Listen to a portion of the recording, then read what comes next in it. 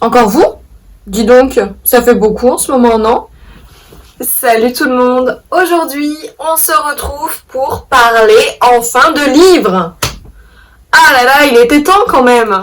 Donc là, rien à voir avec d'habitude, mais voilà, j'avais envie de vous parler livres, donc j'espère que ça vous plaira. J'ai un problème quand je lis, c'est qu'il faut que ce soit le soir, dans mon lit. Je lis très rarement la journée, donc du coup, voilà, c'est vrai, mais c'est archi rare que je lise la journée, donc du coup, le soir, voilà, en général, c'est après un épisode de série, tout de même. Donc voilà, c'est pourquoi j'avance pas énormément vite dans mes livres, notamment celui que je lis en ce moment, je vous en parlerai à la fin. Eh ben, je vais vous présenter tout de suite les différents livres. On va commencer avec mon coup de cœur. Donc c'est Qui ment. Alors ce livre, je ne sais plus si je l'ai lu fin 2019 ou début 2020. Je n'arrive absolument pas à me souvenir. C'est pas grave. Je vous lis le résumé. Alors, Bronwyn l'intello, Cooper le sportif, Nate le délinquant, Addie la reine de beauté et Simon le gossip boy se retrouvent en retenue un après-midi. Seulement ce dernier ne ressortira jamais vivant de cette heure de colle, et les enquêteurs en sont vite sûrs, sa mort n'est pas accidentelle. Bronwyn, Addie, Nate et Cooper deviennent les principaux suspects du meurtre, lorsqu'on découvre un article écrit par Simon contenant des révélations sur chacun d'eux. Jusqu'où sont-ils prêts à aller pour protéger leur secret? Mais j'ai vraiment juste adoré. En fait, on va suivre vraiment chacun des personnages, leur vision des choses, ce qui se passe aussi dans leur vie. Et du moins à cette période. Et vraiment, c'est hyper addictif. On a toujours envie d'en savoir plus. Et comme forcément on passe d'un personnage à l'autre, parfois on va avoir envie de continuer l'histoire d'un certain personnage. Donc on continue à lire parce que bien sûr, des fois, il nous coupe pile au bon moment quand il se passe un truc. Donc non, franchement, j'ai vraiment adoré. J'avais deviné ce qu'il s'était passé en fait pour Simon, mais c'est pas à cause du livre, c'est moi. Des fois, j'ai un esprit un peu, enfin, je pense à tellement de choses et puis je regarde pas mal de thrillers, donc voilà, c'est un peu pour ça, je pense que j'avais deviné, puisque une de mes amies, enfin, je l'ai prêté à une de mes amies, elle avait pas deviné. Donc voilà. Et j'ai aussi une surprise à la fin, donc voilà, le fait que j'ai deviné n'enlève vraiment en rien la qualité du livre. Cette même autrice a sorti un autre livre, plusieurs autres, mais qui ne sont pas encore sortis en France.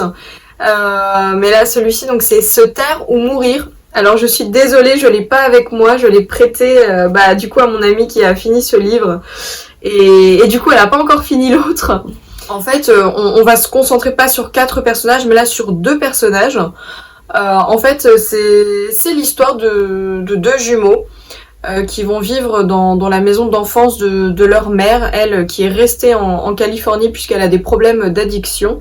Donc ils habitent chez leur grand-mère et donc ils découvrent un peu les élèves, et puis la vie un peu de sa mère à l'époque, puisqu'il y a quand même pas mal de mystères autour, puisque leur tante, donc qui était la sœur de leur mère, a disparu lorsqu'elles étaient jeunes.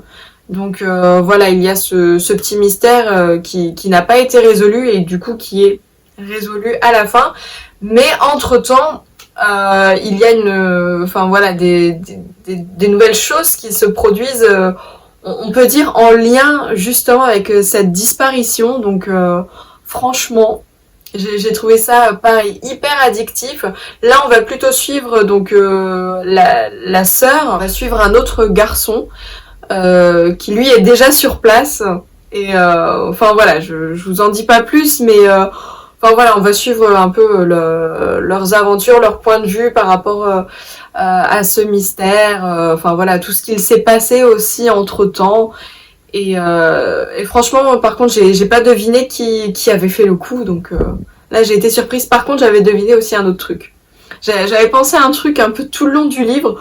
Je me suis dit non, en fait, je me suis trompée et non. Vraiment à la fin, mais à la toute fin, on découvre ce que j'avais deviné. Donc j'ai adoré. Ensuite, j'ai lu... Allez, on va prendre celui-ci. Cette lettre, je vous lis le résumé. Mon meilleur ami Colton Crest est mort. C'est moi qui ai trouvé son corps, ainsi qu'un bout de papier niché dans la poche de ma propre veste. Si tu as trouvé cette lettre, ça veut dire que j'ai bien fait mon boulot. Colton Crest n'est plus qu'un souvenir. Tu aurais peut-être pu le sauver, mais tu ne l'as pas fait. Je te propose une chasse au trésor. J'ai écrit 6 autres lettres que j'ai cachées dans 6 endroits différents. Chacune contient une confession. Quand tu liras la dernière, tu sauras qui je suis. Prends ton temps. Moi, je n'en manque pas. Je te laisse avec ma première confession. C'est moi qui ai tué Colton Crest. Pareil, ce livre, j'ai adoré. Pas autant que Kiman, bien sûr, mais non, franchement, j'ai bien aimé. Ben voilà, on a encore ce mystère à résoudre. Et franchement, la fin, mais moi, je ne suis absolument pas déçue. Parce que là, pour le coup, je m'y attendais tellement pas. Donc vraiment, c'est bien fait. Et puis, on a envie de découvrir les lettres, ce que cachent les lettres. Et on en sait vraiment un peu plus voilà, à chaque lettre. Puisque vraiment, forcément, quand on commence le livre... on connaît pas du tout les personnages, on connaît pas du tout ce Colton, donc en fait, ouais, vraiment, à force, on apprend beaucoup de choses, on rassemble un puzzle, en fait, et j'ai vraiment ouais, aimé ce petit livre, pareil, qui se lit vraiment rapidement, donc je vous le conseille. Alors, j'ai également lu la toute première fois. Je crois que ce livre, ça faisait une éternité que je l'avais. Mais en fait, j'ai un petit souci, c'est que je suis un peu une acheteuse compulsive de livres. Donc, des fois, je peux pas m'empêcher d'acheter des livres. Même si j'ai pas fini les autres livres. Enfin, c'est terrible. Et du coup, celui-ci, je l'ai retrouvé. Enfin, je me suis dit, tiens, je vais quand même regarder ce que j'ai en attente. Et voilà, je suis tombée dessus. Il était pas mal. Je vous lis le résumé, on en parle après. C'est la toute première fois que je pleure pour un rien, que je fais l'amour sans y avoir songé une seconde avant, que je me dispute à tort et à travers, que je mens sans scier à mon meilleur ami. Mais si tout cela m'arrive à moi, au lit, c'est pour une raison très précise, qu'il ne me fait pas sauter au plafond, loin de là. Tout ça me tombe dessus car c'est la toute première fois que je suis amoureuse. Enfin, je crois. Il était pas mal ce livre, enfin, voilà, là, on est vraiment sur, on va dire, une histoire basique, contrairement aux autres, où, voilà, on a quelque chose à résoudre. Là, enfin non, il était pas mal et j'ai vraiment été surprise pour une fois par la fin parce que c'est pas le genre de fin, parce que j'en ai lu plein des livres comme ça. Enfin voilà, quand j'étais ado, même encore maintenant, j'aime bien lire ce genre de livre quand même. Et en général, ça se finit comme on imagine. On se doute un peu de la fin. Là, non, je pensais pas que ça se finirait comme ça. Et je trouve que c'est une bonne chose. Puisque vraiment, ouais, pour une fois, ça rejoint plutôt ce qui pourrait vraiment se passer dans la réalité, je trouve. Donc, non, c'était pas mal hein, quand même. Ouais, si, c'est lu aussi plutôt facilement. Donc, non, il est... Ouais, si, il était quand même bien. J'ai lu ce petit livre de poche. Alors, je suis pas fan des livres de poche. Je sais pas pourquoi. J'aime pas, c'est petit, enfin... Voilà, j'aime bien les gros bouquins, mais en fait, je l'avais eu dans une box de livres. Je retenterai peut-être, du coup, pour vous la présenter, puisque je trouvais quand même le concept très sympa. Et en fait, ça faisait partie des livres que j'avais envie notamment de recevoir. Mais du coup, voilà, j'ai reçu en format poche. Mais bon, c'est pas grave. Je vous lis le résumé. De quoi avez-vous besoin ? Les adolescents du lycée de l'Ottawa se réunissent tous sur Need, un nouveau réseau social qui leur promet de répondre à leurs besoins sous couvert d'un total anonymat, quels que soient ces besoins et quelles qu'en soient les conséquences. Mais c'est bien connu, on n'a rien sans rien. Et si au départ la contrepartie semble dérisoire, il y a bientôt des morts dans la petite communauté. Alors c'est un des rares livres que j'ai lu durant la journée, mais c'était pendant le confinement, donc voilà. Ceci explique cela. Ouais, du coup, je sais pas pourquoi. Ouais, je l'ai lu la journée, peut-être parce qu'il y avait rien. Enfin, en même temps, il n'y avait pas grand-chose à faire à cette époque-là. Enfin, je le lisais quand mon fils était à la sieste, bien sûr. Donc, ouais, je l'ai lu la journée. Il était pas mal. On suit pareil, vraiment plusieurs personnages. Alors, c'est pas que c'était compliqué, mais on a quand même pas mal de personnages qui rentraient en jeu, donc il fallait quand même se souvenir de qui était qui, surtout que les chapitres étaient quand même assez rapides. Alors, je trouve qu'à certains moments, c'était quand même tiré par les cheveux. Parce qu'il y a quand même quand même pas mal de morts dans ce petit livre. Et mais non, je l'ai quand même trouvé intéressant. Enfin voilà, cette histoire de réseau social, c'était pas mal. Ça peut nous amener aussi à nous poser des questions. Et pareil, on a un méchant dedans. Et je n'aurais pas deviné qui était ce méchant. Parce que du coup, on a quand même... Enfin, il nous manque des informations justement pour savoir qui c'était. Voilà. Mais non, oui, c'était quand même pas mal. Le dernier livre de 2020 que j'ai lu, La fille sans nom. Alors. Au retour d'un voyage épuisant, en descendant du train, une jeune femme se rend compte que son sac lui a été volé. Mais elle a un problème nettement plus grave. Alors qu'elle veut déclarer le vol, elle ne se souvient plus de son nom. Elle a complètement perdu la mémoire. Son seul souvenir, c'est l'adresse de sa maison. N'ayant plus ses clés, elle frappe à la porte. 2 personnes inconnues lui ouvrent. Elle dit qu'elle habite là, dans cette maison. Tony et Laura affirment pourtant ne jamais l'avoir rencontrée. Quelqu'un ment forcément. Mais qui et pourquoi? Et la ressemblance de la jeune femme amnésique avec Gemma Wish, une dangereuse criminelle psychotique disparue depuis des années, est pour le moins troublante. Serait-elle une seule et même personne? Que croire et à qui faire confiance quand on ne sait plus qui on est? J'ai vraiment aimé ce livre. Je lis très rarement ce genre d'histoire en fait. Parce que jusqu'à présent, je pense que j'avais jamais spécialement regardé. Enfin, je m'y étais jamais spécialement intéressée. Et c'est vraiment en fait une fois en allant dans mon centre commercial, je crois que ça faisait pas longtemps qu'il était sorti et du coup voilà, déjà c'est vrai que le titre donne envie quand même d'en savoir un peu plus. Donc c'est vrai qu'en fait en lisant le résumé ça m'a vraiment intriguée et donc j'ai acheté un peu plus tard ce livre comme j'avais jamais lu ce genre de livre. Donc voilà, je me suis laissée tenter un peu beaucoup plus tard. Mais pour le coup, je suis vraiment pas déçue parce que on est vraiment intrigué tout au long. Quand on croit que c'est fini, en fait, pas du tout. On a plusieurs, on va dire, on a quand même plusieurs intrigues dans une seule histoire. Je trouve qu'on apprend vachement à connaître les personnages et ça, c'est vraiment super. Pareil, on a ce même mode de fonctionnement. Chacun des personnages va quand même parler tour à tour dans le livre. Donc vraiment, j'aime beaucoup cette manière de fonctionner.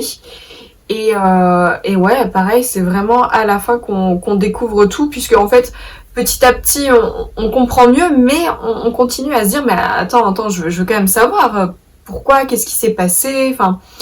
Et c'est vraiment pas du tout ce que l'on aurait imaginé de base. Parce que vraiment, quand on commence le livre, on s'attend à quelque chose et en fait, pas du tout. Mais pas du tout. Donc c'est pour ça que vraiment, j'ai apprécié ce livre et je vais lire désormais ce type de livre, franchement. Parce que j'aime beaucoup et voilà, c'était quelque chose à suspense. Et je me dis, c'est ce genre de téléfilm que je regarde, que j'aime regarder, enfin ce genre d'histoire. Donc je me suis dit que ça serait vraiment sympa de la lire et ouais, effectivement.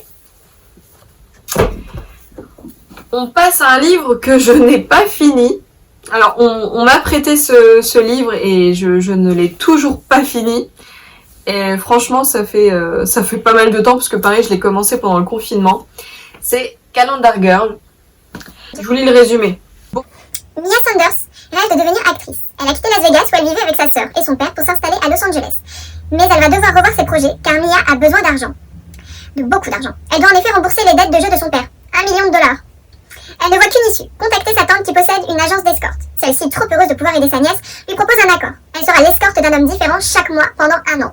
La jeune femme accepte et se prépare donc à sillonner les États-Unis et à rencontrer les hommes qui s'offrent ses services. 12 mois, 12 hommes, 12 villes. Ouais, franchement, c'est pas que j'ai pas aimé ce livre, mais ouais, je l'ai trouvé un peu gros, un peu, je sais pas, la façon dont, je sais pas, ça me paraît un peu niais aussi la façon dont c'est raconté. L'histoire des $1 million, non mais, je sais pas, enfin, ouais, je sais pas, ça m'a apparu gros comme par hasard. Enfin, elle est super canon, les hommes, enfin voilà, j'en ai lu que 2 pour l'instant. Et d'ailleurs, j'ai beaucoup aimé le premier personnage, enfin le premier homme qu'elle rencontre. Et du coup, j'étais un peu déçue qu'elle passe à d'autres hommes. Mais bon, c'est le propre de l'histoire, donc voilà. Mais enfin non, mais comme par hasard, le mec il est milliardaire, mais enfin ouais, je sais pas. Le mec il est milliardaire et il a besoin d'une escorte, il est hyper, enfin je pense qu'en fait durant tous les mois, les hommes, je pense qu'ils sont tous ultra canons, et pourtant ils ont tous besoin d'une escorte. Donc ça je comprends pas. C'est pour ça que je trouve que c'est un peu gros. Enfin voilà, du coup j'ai un peu du mal à lire ce livre, mais faudra quand même que je finisse. Que je lise ce troisième personnage, parce que le deuxième, je l'ai détesté. Le deuxième, il me gonflait. En plus, c'est un français, mais j'imaginais un italien. Je sais pas pourquoi. J'imaginais un italien, du coup, ça me perturbait vachement. Parce que, en fait, les phrases qui sortaient en français, j'ai dit, mais non, les Français... Enfin, en général, non, les Français, ils sortent pas des trucs comme ça. Enfin, bref, voilà. J'ai pas... Je sais pas. J'ai eu du mal. Si vous l'avez lu, dites-moi ce que vous en pensez. J'ai justement ma collègue qui me l'a prêté, elle a adoré. J'ai une autre de mes collègues qui adore aussi. Donc c'est moi qui ai un problème, peut-être. Mais ouais, dites-moi vous ce que vous en avez pensé du coup. Et si vous avez lu les autres livres. Enfin voilà, dites-moi ce que vous en pensez. Dites-moi les livres que vous avez vous lus en 2020. Peut-être s'échanger des titres. Je vous parle juste du livre que je suis en train de lire et que je mets 30 plombes à lire parce qu'il fait 600 pages. Et comme je ne lis que le soir et que je regarde une série avant de lire, il me reste très peu de temps pour continuer. Donc c'est After. After, j'ai vu le film et en fait ça m'a donné envie de lire le livre. Donc je vous lis quand même le résumé. Tessa est une jeune fille ambitieuse, volontaire, réservée. Elle contrôle sa vie. Son petit ami Noah est le gendre idéal, celui que sa mère adore, celui qui ne fera pas de vagues. Son avenir est tout tracé. De belles études, un bon job à la clé, un mariage heureux.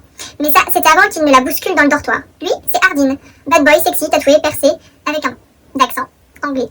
Il est grossier, provocateur et cruel. Bref, il est le type le plus détestable que Tessa ait jamais croisé. Et pourtant, le jour où elle se retrouve seule avec lui, elle perd tout contrôle. Cet homme ingérable au caractère sombre la repousse sans cesse, mais il fait naître en elle une passion sans limite, une passion qui contre toute attente semble réciproque. Initiation, sexe, jalousie, mensonge entre Tessa et Hardin, est-ce une histoire destructrice ou un amour absolu? L'écriture rythmée d'Anatole rendra accro tous ses lecteurs. Effectivement, on a vraiment toujours envie de voir la suite.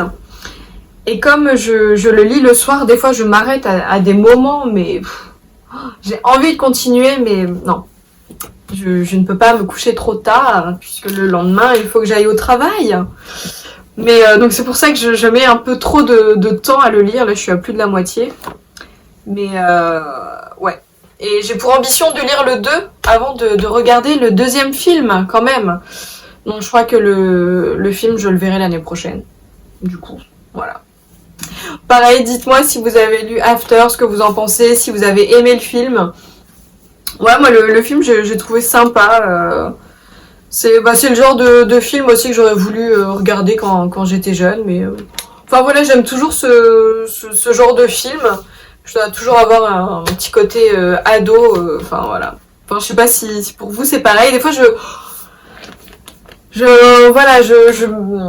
je me dis, est-ce que j'ai encore l'âge de regarder ou de lire ce genre de livre? Et des fois, je me pose la question et je me dis, mais si, j'ai le droit de lire encore ce genre de livre, mince. Vous en pensez quoi, vous?